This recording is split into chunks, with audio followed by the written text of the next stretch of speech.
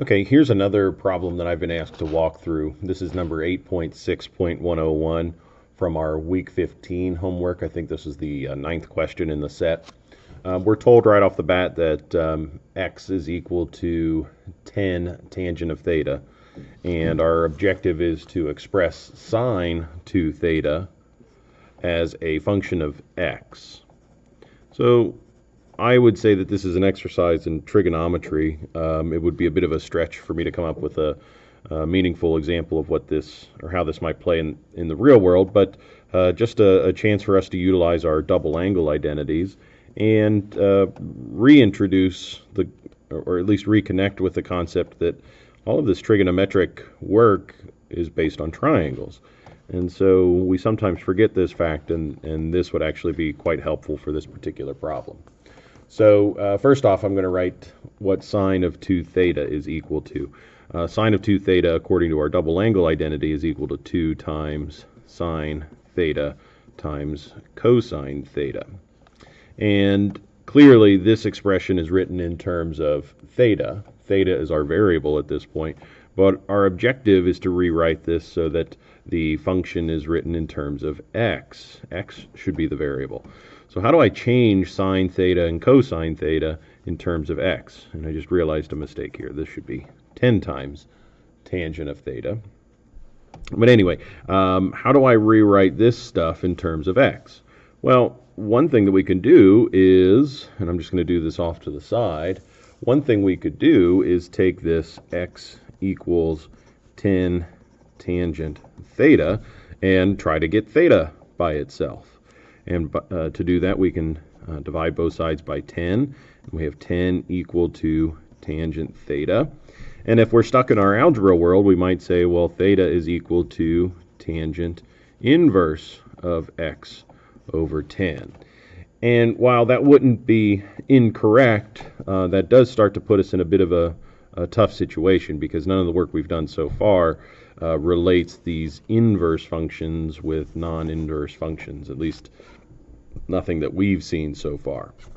So this, in actuality, would be a misstep. I don't think we should go in this direction after all. Instead, what I'm going to focus on is this notion back here. Now, tangent of theta is equal to x over 10, but I would like for you to keep in mind that by definition, tangent of theta is equal to some opposite side length divided by adjacent side length in a right triangle. So real quickly, if I sketch a right triangle here and place theta in this position, what we're saying with this piece of information is that the opposite side length is x and the adjacent side length is 10. Well, that's particularly helpful because this is a right triangle, and right triangles, at least their missing side lengths, can be solved by using the Pythagorean equation. So I don't know if this is going to get me where I want to go, but at least it's something I'm worth trying, rather than dwelling on this inverse notation and using that in some unknown identity. So I know that a squared plus b squared is equal to c squared, so I can write this as x squared plus 10 squared is equal to this side length squared. Well, to get c by itself, I would just have to take the square root of x squared plus 100 squared. So square rooting both sides, and I, out of habit, just put the c on the left-hand side. So I've square rooted both sides. Oops, kind of getting ahead of myself. 10 squared is 100. So I'm just going to leave this as such. Now, the reason why I find this particularly helpful, at least I think this is going to be helpful, is because, well, now we have a hypotenuse length in this right triangle. We know the hypotenuse, albeit oddly, is equal to the side length x squared plus 100, or the square root of x squared plus 100. And I also know that sine theta is equal to the opposite side length divided by hypotenuse, and cosine theta is equal to the adjacent side length divided by hypotenuse. And we have both the opposite and the adjacent side given to us, and we just calculated the hypotenuse.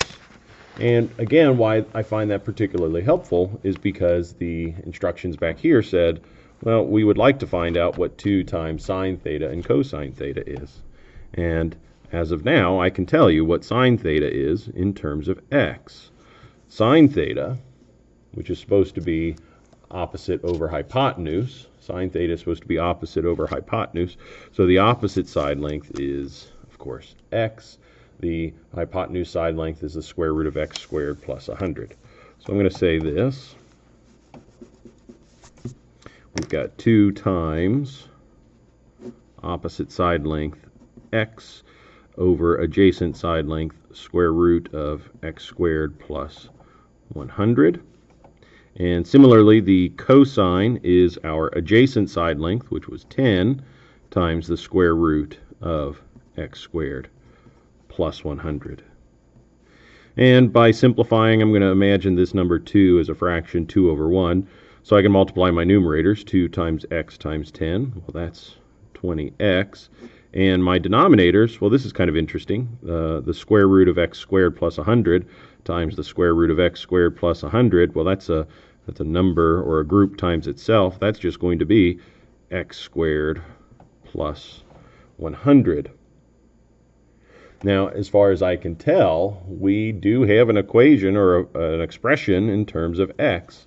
This sine of 2 theta that we started with is really the same as 20x over x squared plus 100. And checking off screen, I entered that into MathXL, and that is what they're looking for on this particular problem. So here again, if we get stuck in this notion of trig identities and one approach to solving these problems, we're going to have a tough time because we do have to incorporate all the different techniques we've practiced and seen so far. And this is just one of those times where we have to get a bit creative. We diverged from the algebraic representation. We avoided that here.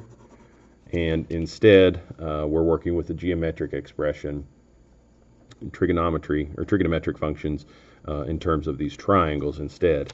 And now that's given us an expression in terms of x that we were after. Thanks for watching.